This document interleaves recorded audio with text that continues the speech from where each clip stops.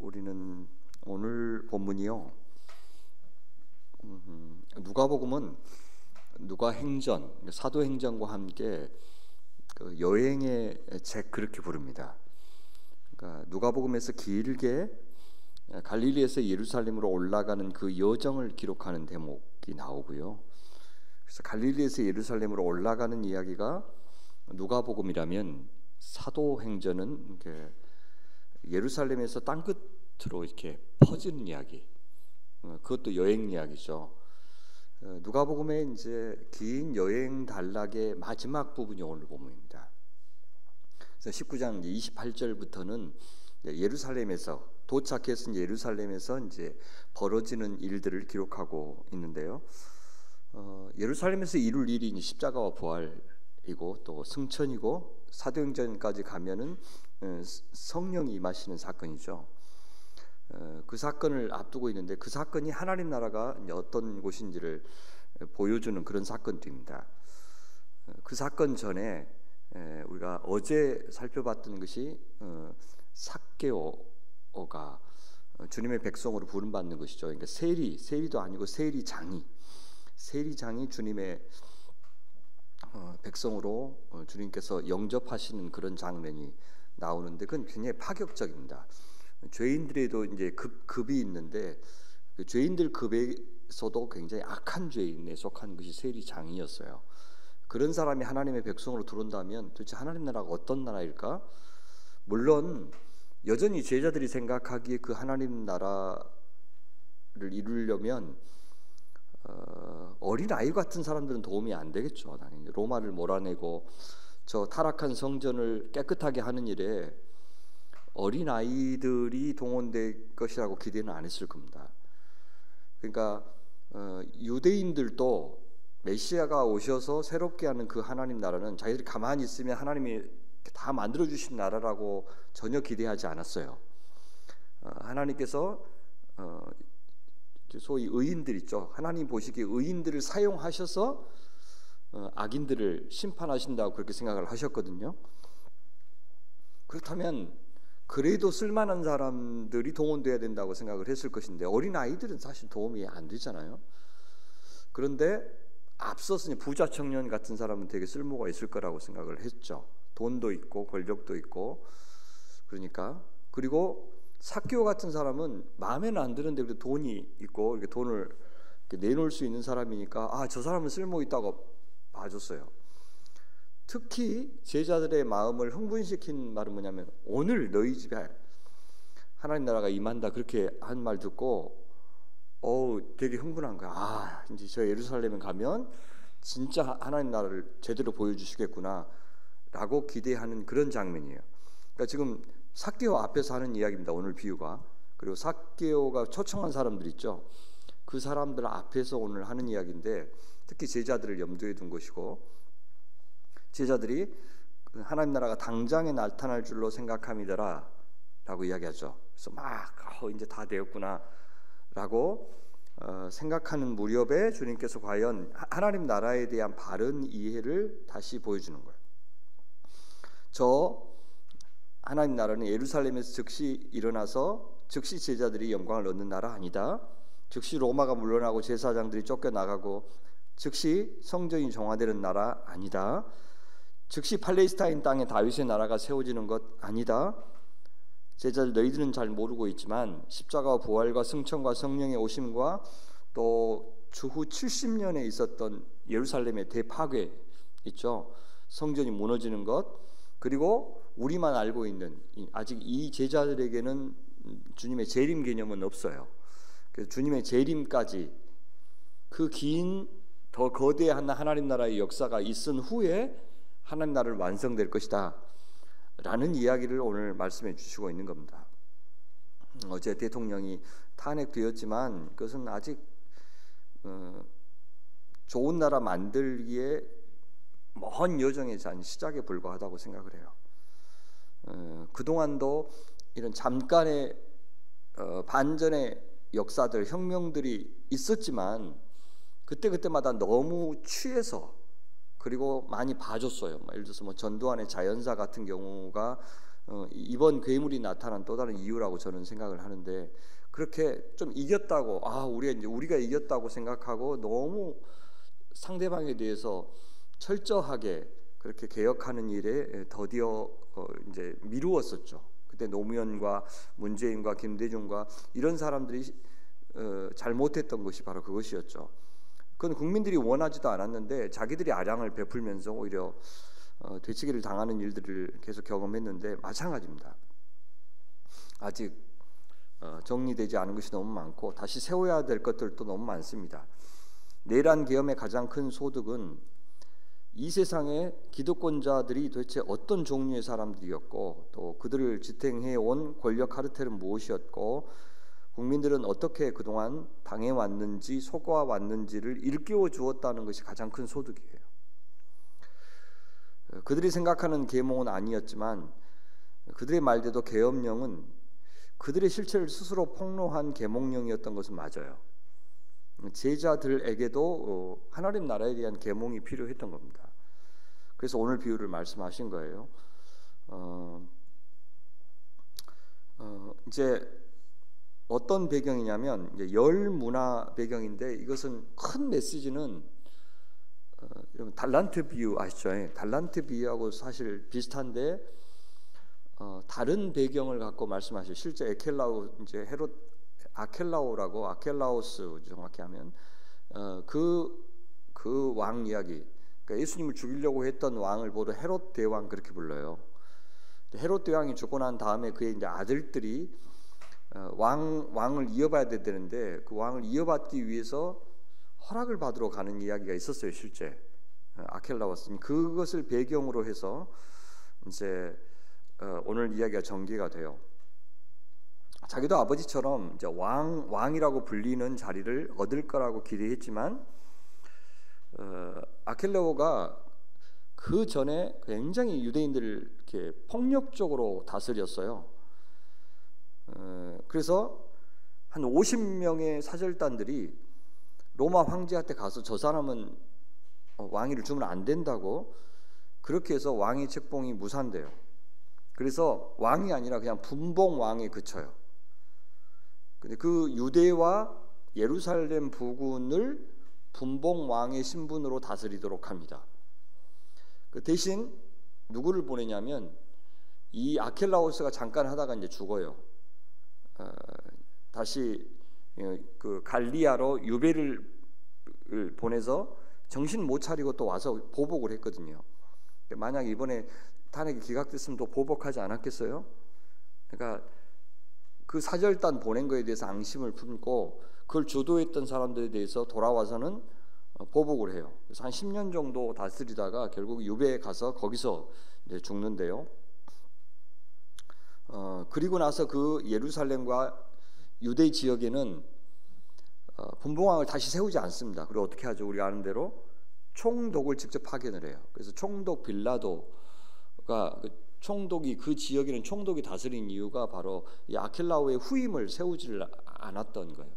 다른 아들들은 뭐 헤롯 안티파스나 이런 사람들은 있었잖아요. 분봉왕으로 있었는데 이 지역에는 세우지 않았습니다. 그것을 배경으로 해서 오늘 이야기를 지금 하는 겁니다. 자, 어떤 이야기인지 우리가 알고 있는데요. 귀인이 먼 나라로 떠나면서 종 10명을 불러서 각각 한 문화씩 주는데, 한 문화가 1년 연봉입니다. 1년치 연봉이니까 적은 돈을 맡긴 게 아니라 꽤 큰 돈을 맡겼어요. 그러니까 종들을 일단 믿었고 종들에게 큰 물질을 남겼고 동시에 책임과 의무도 부여했다라고 하는 것이 핵심이에요. 근데 우리한테도 마찬가지죠. 하나님 우리를 믿고서 사실 우리 한 사람 한 사람에게 모두 다 한 문화씩 맡겼으니까 우리 한 사람 한 사람에게 다 귀한 은사들을 주고 또 기회를 주었다, 그렇게 우리 해석할 수 있겠죠. 어떤 사람들은 이 세상의 가치를 따라 저 사람은 참 대단한 거 맡겼다, 저 사람은 좀 덜 중요하게 하나님이 쓰신다, 우리 마음대로 그렇게 평가하는 것이지, 저는 실제로 우리 그리스도인들은 다 하나님 앞에서는 정말 귀한 사람이고 귀한 역할을 하시고 있고 저 사람은 없어서는 안 되고, 저는 그런 마음이 있어야 된다고 생각해요.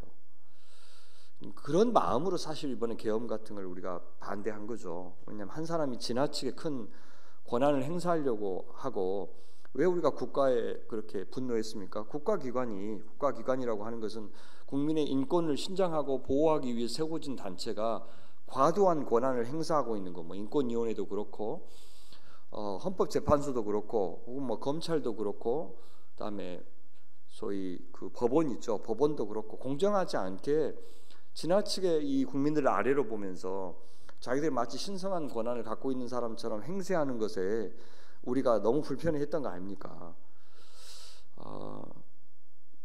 근데 우리 그리스도인들은 특히 그러면 안 돼요. 그리스도인들은 다 소중하다, 다 귀하다. 어떻게 하면 저 존엄함이 보호를 받고 신장될 수 있는지 그 방식으로 해야 되는데, 교회가 그거를 모르니까 계엄을 찬성하고 이러는 거 아니겠어요? 저렇게 무법한 사람을 어떻게 찬성을 해요?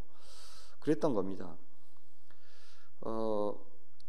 귀인을 미워하는 백성들이 이제 사절단을 보내서 그의 왕위 책봉도 거부해요. 통치를 거부한 거죠. 이유는 안 나와 있어요.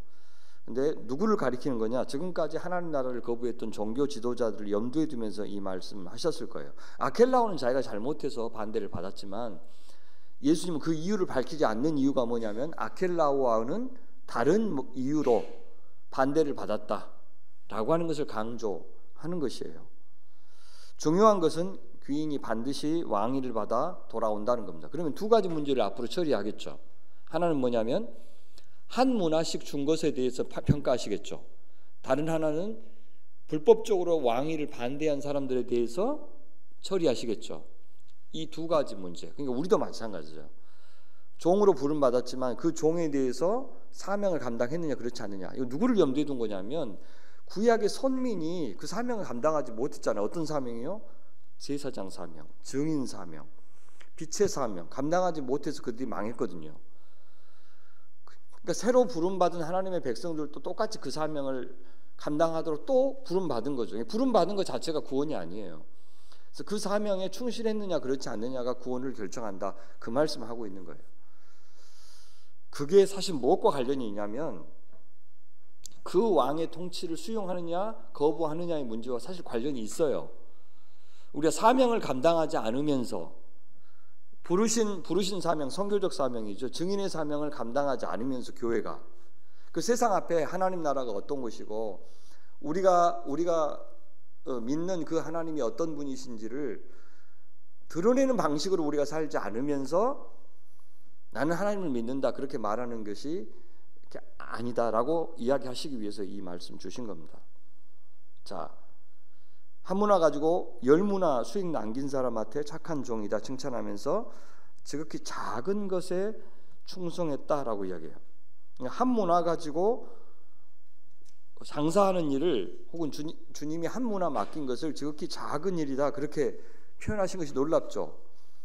1년치 연봉에 해당하는 큰 돈을 맡기셨는데도 그건 작은 일이라 그러면 앞으로 우리가 감당해야 될 큰 일은 얼마나 많은지, 그죠? 크고 중요한 일이 얼마나 많은지를 생각하는 거죠.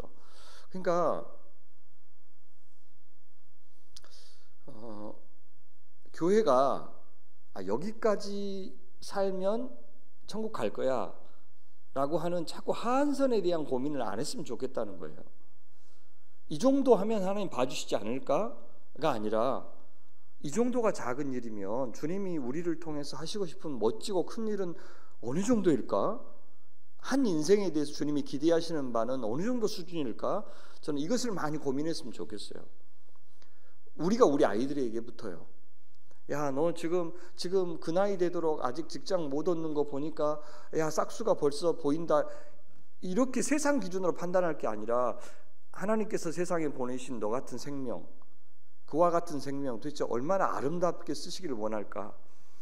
어느 정도까지 하나님이 이 생명을 통해서 다른 생명들을 살리실 수 있을까라는 정말 아름다운 기대를 하면서 그 자녀를 위해서 기도하고, 공동체가 모든 자녀들을 귀하게 여기고 좀 그랬으면 좋겠다는 생각이 들어요. 작은 일이라고 그러잖아요. 그 작은 일에 충성했으니까 10문화 남기면 10고을 다스릴 권세를 준다는 것은 바로 그거죠. 왕 같은 제사장의 사명을 이 땅에서 감당케 하시겠다 그런 말입니다. 두 번째 종은 5문화 또 5고을 맡기시죠. 그 다음에는 이제 열 종인데 다 이야기하지 않아요. 뭐 하나 남겼으면 그죠? 한 문화 남겼으면 한 고을 주셨겠죠. 뭐 세 문화 남겼으면 3고을 주셨겠고. 근데 그 다음에 바로 세 번째 종이 등장하는데 주인이 준 한 문화 받자마자 수건에 싸서 보관한 뒤에 그 한 문화 그대로 주인에게 돌려줘요. 장사하지 않고 그냥 보관만 했는데 주인이 물으니까 그 이유를 주인은 매우 엄한 자이기 때문입니다 라고 얘기해요. 그래서 손실을 봐서 하나 문화를 잃어버릴까 봐 두려워서 이제 그랬다는 것이죠. 그런 주인을 가리켜서 당신은 두지 않은 것을 취하고 심지 않은 것을 거두는 사람입니다 라고 이야기해요. 두다, 저축하다 그 말이에요. 우리말로 하면 심다, 뿌리다 그 말이에요. 그러니까 돈을 은행에 맡기고 씨를 밭에 뿌리는 거, 이건 다 어떤 이윤을 기대하는 행위죠. 왕은 주인은 그렇게 하지 않는 사람입니다 라고 이야기해요. 아니죠. 이미 10종에게 맡겼잖아요. 그죠? 이미 뿌렸잖아요. 그러니까 그 틀린 거죠. 엄하다고 하는 말도 사실은 굉장히 가혹하고 탐욕스러운 영주를 가리킬 때 쓰는 표현이에요. 그러니까 왕을 그렇게 판단한 거죠. 그래서 주인은 반박해요. 만일 네가 나를 그렇게 알았다면 반드시 그 한 문화를 그냥 싸서 둘 것이 아니라 은행에 맡겼어야 옳다. 주인이 명한 장사를 거부해서 원금에 어떤 손해를 끼치지는 않았지만 한 문화가 만들어낼 수 있는 최소한의 이자만큼 얻어내지 못했기 때문에 주인에게 손해를 끼쳤어요. 충성스럽게 일했는데도 손해를 본 것이 아니라 일하지 않아서 끼친 손해가 있었던 거예요. 그러니까 주인은 사실은 수익을 얻느냐 그렇지 않느냐에 대한 관심보다 장사에서 수익을 볼 수도 있고 안 볼 수도 있죠. 근데 그것보다 얼마나 그 돈을 충성스럽게 사용했느냐, 장사를 했느냐, 그것을 훨씬 봅니다. 우리 인생에도 마찬가지예요. 우리가 이 땅에서 주님이 주신 것 가지고 이윤을 남겼다는 것이 주님 보시기에는 뭐가 이윤을 남긴 거지? 그러니까 5명 교회를 시작해서 10명 되면 이윤을 남긴 건가?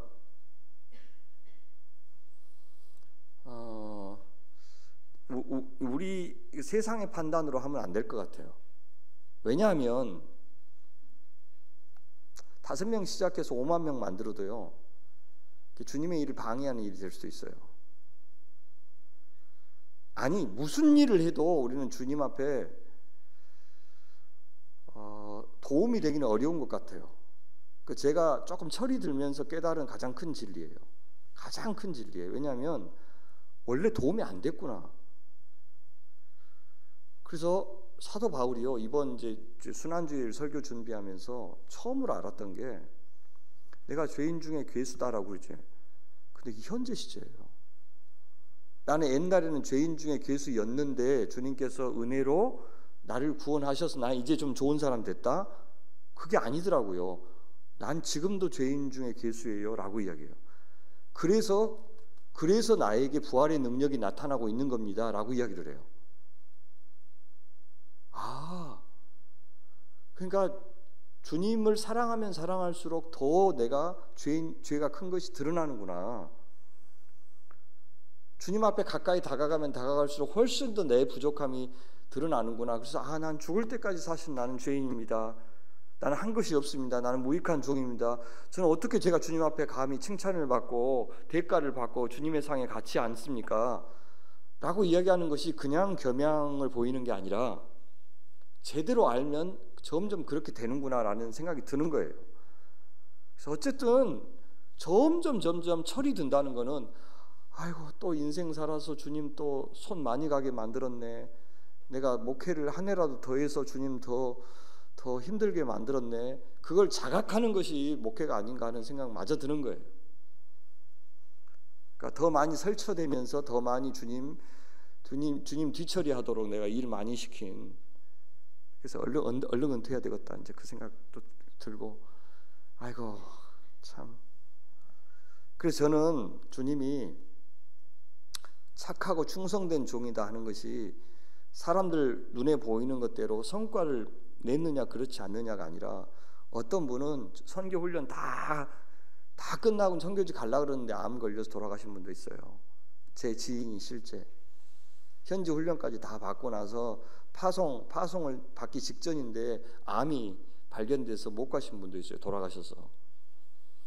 그런 분은 그러면 하나님 앞에 뭐라고 평가를 받을까요? 그죠? 예, 주인을 오해한 겁니다. 주인을.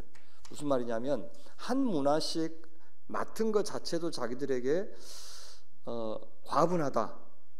감히 우리 같은 사람한테 한 문화라는 큰 돈을 맡기다니, 아우, 주님이 나를 뭘 믿고 뭘 안다고 나한테 이렇게 맡기셨을까 라고 생각하면서 우리는 깜짝 놀라야 된다고 생각해요. 그래서 좀 주님 못해요, 이렇게 해야 정상인데, 그 주인을 너무 엄한 사람이라고 했던 건 너무 오해한 거예요. 그래서 어떻게 하시냐면, 그 한 문화 갖다가 이미 많은 10문화 있는 사람한테 줘요. 그러니까 이미 많은 사람한테 왜 주냐고. 그러니까 있는 자, 충성스럽게 이윤을 남긴 자는 더 받겠고, 없는 자는 이제 악한 자, 주님 앞에 충성하지 않는 자는 있는 것까지 빼앗길 것이다 라고 이야기해요. 주님은 수완이 좋은 사람이 아니라 사실 충성된 사람 있죠. 더 충성된 사람에게 훨씬 더 일을 많이 맡겨요. 그러니까 뭐 리더 해보신 분들은 다 아시겠지만, 놀고 있는 사람한테 일을 안 시킵니다. 바쁜 사람한테 일을 시키지. 왜냐하면 바쁜 사람이요, 하나 더 일을 맡아서 하는 거는 되게 더 잘해요. 근데 되게 게으른 사람한테 일 주면은 그거 하나 해내는데 시간이 되게 많이 걸려요. 그래서 그 리더의 입장에서는 이렇게 막 바쁜데 힘든 사람한테 하나 더 하라고, 이렇게 그 사람은 원망하겠지만 그거 맡기는 게 훨씬 더 좋거든요. 주님도 그런 것 같아요. 충성스러운 사람한테 하나 더, 넌 더 할 수 있어, 할 수 있어. 그래서 궁시렁 내도 괜찮아, 할 수 있어 하고 더 맡기시는 것 같아요. 예. 자, 그렇게 한 문화 맡긴 거에 대한 평가를 하시고 나서 맨 마지막에 어떻게 해요? 이 귀인의 왕됨을 거부했던 자들을 심판하시죠. 보통 이제 왕권이 바뀔 때마다 이런 조치를 취합니다. 하나님 나라가 완성될 때는 더 이상 기회가 없고 영원한 형벌만 있을 것이다 라고 하는 것을 이제 보여주고요. 저는 이 두 가지를 연결시킨다고 그랬어요.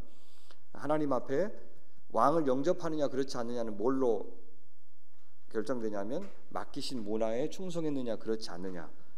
그래서 이것을 내가 무익한 종이라고 생각하고 나에게 기회를 준 것만으로, 그렇죠? 그러니까 10문화 있는데 또 한 문화 더 주는 것이 뭐냐면, 더 기회를 주신 거죠. 섬길 수 있는 기회를 더 주신 것에 감사하고, 그만큼 주인과 종 사이의 관계가 신뢰 관계고 굉장히 돈독한 신뢰와 충성의 관계라고 하는 것을 보여주는 것이 이 사명인 것 같아요. 그래서 저는 더 이상은 제가 주님 부르심 받을 때까지 주님 일 좀 그만 주세요라는 이야기는 저는 이제 안 할 것 같아요. 제가 잘 못하면 못했지, 주님 왜 이렇게 나는 일이 많아요, 이제 그런 이야기는 안 하고, 그냥 주님 좀 일이 많으면 좀 도와주세요 그렇게 하지, 그냥 제가 해야 된다고 생각하는 것들은 그냥 다 하려고 그래요. 그러니까 여러분들도 저한테 일 너무 많이 한다고 뭐라 그러지 마시고 그냥 기도해 주세요. 기도해 주시고, 저러다 죽겠지 뭐 그렇게 생각하시면서 죽도록 충성하도록 그렇게 기도해 주셔야지, 일 조금만 하도록 저 말려도 아무 소용 없으니까, 그죠? 귀한 마음으로만 제가 받지만 저건 저 팔자 못 고쳐 이렇게 생각하고 열심히 한 자리라도 더 기도해 주시고, 저는 그러면, 왜냐하면 너무 좋으니까, 그렇게 주님 일 하는 게 그 자체로 좋아요. 그 자체로 너무 기쁘고 좋고 막 그러니까 주님도 좋아하실 거라고 생각하면서 저는 할 거니까 기도해 주시면 좋겠습니다. 정리하면요, 어제 탄핵과 이렇게 맞물려서 묵상이 되더라고요. 대통령 탄핵은 그가 주인인 국민의 뜻을 따르지 않고 게으르고 나태했고 탐욕적이었고 방탕했기 때문에 당한 거예요. 그러니까 한 문화의 사명을 감당하지 못한 겁니다. 그 한 문화가 얼마나 큰 축복이고 감히 자기가 감당하지 못할, 그러니까 시작할 때부터 자기가 그것을 인정하고 겸손하게 했으면 되죠. 그러면 그리스도인인 우리는 내가 지지한 사람이 아니었더라도 저는 그를 위해서 기도했거든요.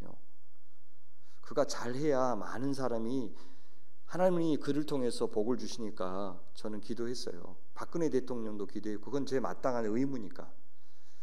근데 그가 잘못했어요. 하나님 앞에서 거짓을 일삼았고 5년 동안 위탁한 권력을 사유화했고 무속에 빠져 우상 숭배를 일삼았어요. 그런 악하고 게으른 종이었습니다. 그래서 하나님이 맡긴 것을 어제 회수하셨어요. 그래서 봉황기가 이렇게 내려오는 그 장면이 되게 상징적이잖아요. 9분 만인가 내려왔다 그러는데 그 장면 보면서 이제 드디어 하나님 회수하셨구나라는 생각이 들었어요. 그냥 용역 맡긴 거거든요. 잠시 아웃소싱 한 거예요. 근데 마치 그거를 영원한 자기의 권력인 것처럼 생각을 했던 어리석은 것이고, 많은 지금 헌법기관들이 잠깐 용역업체에 맡긴 건데 지금 자기가 권력을 행사하고 있는 그런 증거들을 너무 많이 봤어요. 오히려 과도한 권력으로 기본권을 침해하고 있는 것이 드러났는데 이번 기회에 또 그것들도 잘 정리되었으면 좋겠다는 생각을 해요. 교회도 위임받은 왕 같은 제사장의 사명을 얼마나 잘 감당하지 못하고 있는지 여실히 드러낸 사건이었어요. 그래서 세상으로부터 외면을 받아도 할 말이 없는, 도대체 세상과 소통하려면 훨씬 세상을 더 잘 이해하고 세상보다 훨씬 더 급진적으로 그들이 꿈꾸지도 못했던 세상을 사실 꿈꾸고 그림을 보여줘야 하는 교회가 세상보다 더 후진적이고 더 후지고 더 비열하고 더 광적인 집단이 되어버렸다는 것을 우리는 여실히 드러냈어요. 교회 지도자들이 얼마나 비겁했습니까? 돈과 권력을 탐하는 자들, 거짓에 속는 자들의 아우성에 예수님을 십자가에 내놓았던 이스라엘 종교 권력자들이나 빌라도와 아무 다를 바 없는 행세를 했어요. 반면에 하나님 나라의 통치권을 새롭게 위임받아야 될 사람들이 누구인지도 이제 드러났습니다. 하나님은 그들에게 10고울, 5고울 이렇게 맡겨주실 겁니다. 앞으로도 새로운 정권이 잘 들었을 때까지 하나님께서 이 땅을 지켜주시기를 우리 같이 기도했으면 좋겠고요. 또 교회도 새로워질 수 있도록 기도하셨으면 좋겠습니다. 그래서 변함없이 하나님 나라의 왕 같은 제사장의 사명을 우리가 잘 감당하는 증인 공동체, 선교적 공동체로서 주님 쓰시기에 합당한 공동체로 잘 서가는 광주 소명교회 성도들 되시기를 간절히 바랍니다. 살아계신 하나님께 기도합니다. 이 나라의 참 주권자가 되어주셔서 감사합니다. 대통령 탄핵을 통해서 당신의 정의를 보여주시고 저희의 마음을 시원케 해주신 것을 감사합니다. 아직 하나님께서 궁극적으로 바라시는 나라가 무엇인지 다는 잘 모르겠지만 눈에 보이는 명백한 악으로부터 권력을 거두심으로써 더 나은 나라를 만들 수 있도록 기회해 주셔서 감사합니다. 갈등이 여전하고 또 이 결과를 환영하지 않는 분들도 너무 많고 특별히 그 분위기를 교회가 주도하고 있어서 안타깝기만 합니다. 예수님의 왕 되심을 거절했던 그 시대 악한 자들과 너무나도 닮아서 참 슬픕니다. 하나님 부디 저희를 더 일깨워 주시고 감동시키셔서 이 땅의 교회가 하나님의 의와 하나님의 사랑과 자비와 평화를 본받게 하여 주시옵소서. 여당과 야당 할 것 없이 모두 겸허한 마음으로 자신들의 정치적인 이득보다도 다수의 국민들을 위한 정치를 할 수 있도록 하나님 그들을 경성케 하여 주시옵소서. 특별히 하나님을 알고 하나님을 경외하는 자들을 하나님 곳곳에 두셨을 줄 믿습니다. 그들에게 선한 분별력을 허락하셔서 이 시대 하나님께서 이 나라를 위해서 국민들을 위해서 어떻게 하기를 원하시는지 잘 가르쳐 주시옵소서. 하나님 저희도 저희 교회에도 저희 각각의 개인들도 이 시대에 주께서 맡기신 문화가 얼마나 되든지 간에 하나님 1년치 임금을 맡기실 정도로 저희를 믿어주셨사오니 이제 교회의 사명, 부모의 사명, 직분자의 사명, 하나라 국민으로서의 사명, 또 직장에서의 사명을 두루 잘 감당하여 주님 앞에서 잘했다 칭찬을 받고 더 많은 섬김의 기회를 얻는 자들 되게 하여 주시옵소서. 사랑하는 자녀들이 내일의 예배를 준비하고 설교를 준비하고 아이들을 만날 준비를 하고 또 남은 식구들을 위해서 섬길 준비를 할 때 하나님 함께하여 주시옵소서. 그들의 문화를 잘 활용할 수 있도록 도와 주시옵소서. 선교사님들 강건케 하시고 앞이 캄캄하고 일의 결과가 쉽게 나오지 않을 때라도 변함없이 주님을 사랑하고 주님과 교제하고 주님을 의지하여 그분들의 일상과 삶 자체가 선교가 되게 하여 주시옵소서. 막히면 막히는 대로, 열리면 열린 대로 주님은 계속 그것들을 통해서 일하고 계시고 그들은 변함없이 아름답게 쓰임받고 있음을 기억하면서 낙심치 말고 언제든 어디서든 착하고 충성된 종으로 주 앞에 서서 살아가게 하여 주시옵소서. 이기화 권사님을 사랑하시는 주님, 부디 치료의 길을 열어 주시옵소서. 늘 평안 중에 참 좋으신 우리 하나님, 권사님을 사랑하시는 주님을 잘 의지하고 맡기는 믿음 허락하여 주시옵소서. 어머니를 먼저 품에 안겨드리고 오늘 발인을 하는 김희숙 집사님도 위로하여 주시옵소서. 부활절 칸타타를 준비하는 성도들이 있습니다. 오늘 예배당을 청소하는 남은 식구들이 있습니다. 새가족 공부를 하고 있는 주님의 자녀들이 있습니다. 세례를 위해서 마음으로 준비하고 있는 자녀들도 있습니다. 하나님, 우리의 어린 우리 학생들, 우리 청년들, 군에 있는 아들들, 비행훈련 중인 형민이 어려운 경제적인 여건 때문에 시름이 깊어가는 성도님들 주님 모두 다 찾아가 보살펴 주시옵소서. 교회 공간 이전을 위해서 저희는 다만 주님의 뜻과 인도하심과 주님의 친히 준비하심만 의지하고 바랍니다.